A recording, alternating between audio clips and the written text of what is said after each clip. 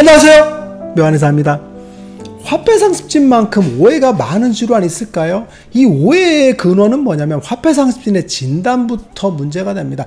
화폐상습진 같은 경우 초기 형태는 진단이 정확하게 못 받는 경우들이 거의 90% 이상이라고 보시면 돼요. 왜 그러냐면 초기 형태는 수포가 뻥뻥뻥뻥 잡히거든요. 그래서 마치 벌레 물린 것처럼 보입니다. 실제로 벌레 물린 것과 화폐상습진의 초기 형태는 구분할 수가 없습니다. 특히 모기가 많이 다리에 물린 경우는 거의 구분할 수가 없어요. 그런데 유심히 보면 장액성 수포들이 보이는 건 화폐상습진이고, 모기가 물려서 그냥 붉게 올라오는 건 그저 벌레 물린 거겠죠. 그래서 구분할 수는 있는데 그냥 언뜻 봐서는 알기가 어렵습니다. 그리고 또 하나는 화폐상습진 같은 경우 그저 쭉쭉쭉쭉쭉 수포들이 발생을 하는데, 이게 바로 바이러스 감염과 굉장히 흡사합니다. 그죠? 헤르페스 바이러스 같은 게 이제 초기 형태로 생기면 수포들이 발생을 하는데 모양이 그죠? 화폐상습진과 거의 비슷하거든요. 그래서 바이러스 감염을 오해하는 경우들이 많습니다. 그러면 초기 형태는 그렇다고 쳐요. 그러면 중기 형태나 말기 형태로 가면 진단이 정확하게 들어가야 되는데, 화폐상습진 자체가 습진이 너무 그저 심한 경우들이 많습니다. 그래서 감염이 되는 걸로 오해하는 경우가 많습니다. 그래서 세균 감염이라든지 아니면 다른 큰 문제들이 발생한 것처럼 오해하는 경우들이 많은데, 실제로 중증 화폐상습진 환자분들을 보면 정말 무시무시하게 심한 경우들이 많거든요. 그래서 뭔가 큰 문제들이 생겼고 뭐 자가면역 질환이라고 오해하는 경우들이 많은데, 실제로 그렇지는 않고 화폐상습진이 심해진 그 자체라고 보시면 될 것 같아요. 그래서 화폐상습진의 오해는 사실 진단부터 잘못되어 있으니까 그 진단이 잘못된 거에 의해서 비롯된 경우들도 많고, 질환 자체가 너무 심해지니까 심한 거에 대한 공포감에 의해서 오해가 벌어지는 경우들이 많습니다. 그래서 화폐상습진의 5가지 한번 오해를 한번 알아볼게요. 화폐상습진의 첫 번째 오해는 뭐냐면 이게 유전되는 병이다라고 오해하는 경우들이 많습니다. 그런데 습진성 질환 중에서 유일하게 유전적인 그런 요인들이 거의 작용하지 않는 게 화폐상습진입니다.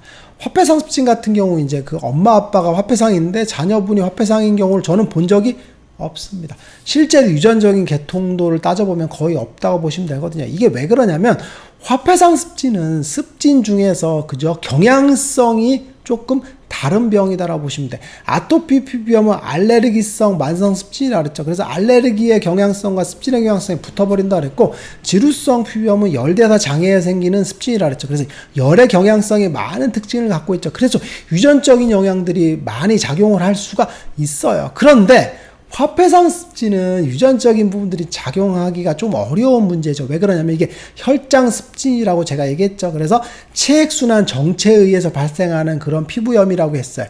이 얘기가 무슨 얘기냐면 체액순환 정체라는 게 마치 부종과 비슷하다 그랬죠. 즉 내과적인 문제와 비슷할 수 있어요. 그래서 부종이 잘 생기는 뭐 그런 형태들에 의해서 몸에 수분이 정체가 되는데 피부 쪽에만 수분이 정체거든요.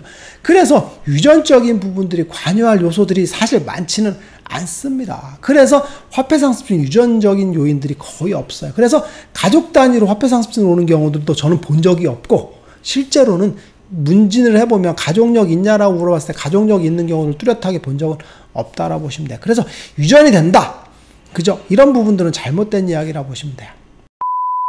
그리고 두 번째는 화폐상습진은 왠지 그죠? 수포성 병변이 발생을 하고 진물이 나오게 되겠죠. 그래서 진물이 누출되는 겁니다. 이럴 때 흔히 발생하는 게 뭐냐면 독소가 배출된다라고 생각하거든요. 그래서 이걸 더 빼내야 된다라고 이야기하는 경우들이 많아요. 그래서 독소를 빼내야 되는 치료를 해야 된다라고 이야기하는 경우들이 많거든요. 그런데 아까 얘기했던 것처럼 화폐상습진은 체액순환 정체에 의해서 그 정체된 게 빠져나가는 현상이 피부염으로 나타나는 거라 그랬죠. 그래서 혈장습진이라고 그랬죠. 이거는 독소가 빠지는 게 아니라 그냥 뭉쳐있던 물들이 배출되는 거라고 보시면 될 것 같아요. 그래서 독소를 빼는 작용을 할 필요는 전혀 없습니다. 그래서 독소를 빼는 건강식품 같은 걸 먹는다고 해서 화폐상습진이 낫는 경우는 별로 없고, 뭐 유산균 같은 걸 먹는다고 해서 낫지도 않습니다. 실제로는 그것과 관련되지도 않는다라고 보시면 될 것 같고, 그리고 독소를 배출하기 위해서 그저 뭔가를 막 찔러서 빼내거나 그저 부항 같은 걸 뜬다던가 하는 것들도 사실은 크게 효용성이 없다라고 보시는 게 맞을 것 같아요. 그래서 화폐상습진 병변 부위를 뭘로 뭐 침 같은 걸로 찌르거나 부항을 뺀다던가 하는 것들도 사실은 별 효과가 없는 그런 거라고 보시면 될 것 같아요. 그리고 세 번째 오해는 이게 화폐상습진이 있는 분들이 이제 몸이 잘 붓는 경우들이 많죠. 그래서 다리가 막 이렇게 붓는 경우들이 많거든요. 그리고 삼출물들이 나간다 이겁니다. 그래서 그러면 삼출물이 나가니까 그죠? 삼투압을 조절해야 되겠다. 그래서 소금물을 먹자라고 얘기하는 경우들이 많거든요. 그래서 막 소금물을 정말 막 하루 2리터씩 마시는 경우들이 많습니다. 정말 무모할 수 있는 그런 치료라고 보시면 되는데 그걸 믿는 경우들이 많습니다. 이게 바로 소금에 대해서 굉장히 그죠? 찬양하는 분들이 계시거든요. 기본적으로 소금 같은 경우는 인체에 많이 먹었을 때 그죠? 건강에 해로운 건 정말 의학계의 정설입니다. 소금을 많이 먹었을 때 생명이 단축되고 그죠? 오래 살지 못하는 게 맞는데 희한하게 좋은 소금을 먹으면 건강해진다라고 하는 경우들이 많거든요. 그래서 죽역을 먹으면 건강해진다. 그리고 좋은 소금을 먹으면 좋아진다. 뭐 건강에 이롭다 이렇게 하는데 소금은 사실은 뭐 좋은 소금이 좋은 소금일 수는 있어요. 그런데 많이 먹었을 때 이롭다라는 건 틀린 얘기입니다. 좋은 소금을 적게 먹는 건 이로울 수 있겠죠. 근데 좋은 소금이니까 많이 먹어도 된다. 이거 거짓말입니다. 잘못된 오해입니다. 특히나 화폐상습진 환자분들이 막 소금물을 막 2리터씩 먹어요. 그러면 정말로 악화되는 경우들이 많습니다. 몸이 상합니다. 그래서 화폐상습진에 소금물을 먹으면 소금물이 만능작용을 해서 낫는다. 이거 정말 잘못된 오해라고 보시면 돼요. 그리고 네 번째는 화폐상습진은 제가 말씀드렸던 것처럼 세균 감염이 잘 안 된다 그랬죠. 그런데 정말 화폐상습진 환자분 중에서 항생제를 정말 뭐 무한대로 드시고 오는 경우들이 많습니다. 무슨 얘기냐면 화폐상습진 자체를 딱 보면 세균이 감염된 것처럼 보여요. 굉장히 무시무시하거든요. 그래서 피부질환에서 세균 감염 정말 위험한 상황으로 초래될 수 있거든요. 그래서 폐혈증 같은 게 와서 생명이 위독할 수도 있거든요. 그런데 딱 보고 세균 감염이 의심이 돼서 항생제를 무한히 때려서 처방하는 경우들이 많거든요. 그런데 화폐상습진은 보기와 다르게 세균 감염이 잘 안 됩니다. 실제로 세균 배양을 해보면 세균이 안 나와요. 보기에는 세균 감염인 것처럼 보이지만 세균 감염의 징후들이 별로 없거든요. 그래서 세균 감염을 오해하는 것들도 잘못된 생각이라고 보시면 될 것 같아요. 그래서 세균 감염이니까 소독해야 된다. 세균 감염이니까 항생제를 많이 써야 된다라고 해서 사용하는 경우들이 많은데 이것도 오해라고 보시면 돼요. 그리고 다섯 번째 오해는 화폐상습진은 악화되면 정말 엄청나게 심하게 악화되는 경우들이 많거든요. 그래서 전신이 진물이 잘잘잘 흐릅니다. 그러다 보면 그죠? 햇빛에 의존하는 경우들이 많습니다. 이게 뭐 햇빛 찬양론자, 그죠? 우리는 유일신 햇빛을 쏘이면 그죠? 피부에 살균 효과도 있고 피부의 기능을 좋게 한다라 해서 햇빛을 많이 쏘라! 라고 하는 경우들이 많습니다. 실제로 한의사 중에도 햇빛을 쏘이라고 하는 경우들이 많은데 저는 절대 반대입니다. 아토피에도 햇빛을 쏘이면 좋다라고 하는 경우들이 많은데 저는 그것도 반대입니다. 무슨 얘기냐면 햇빛은 피부에 그저 일정 정도 쏘이는 게 건강에는 뭐 도움이 될 수는 있어요. 일정 정도.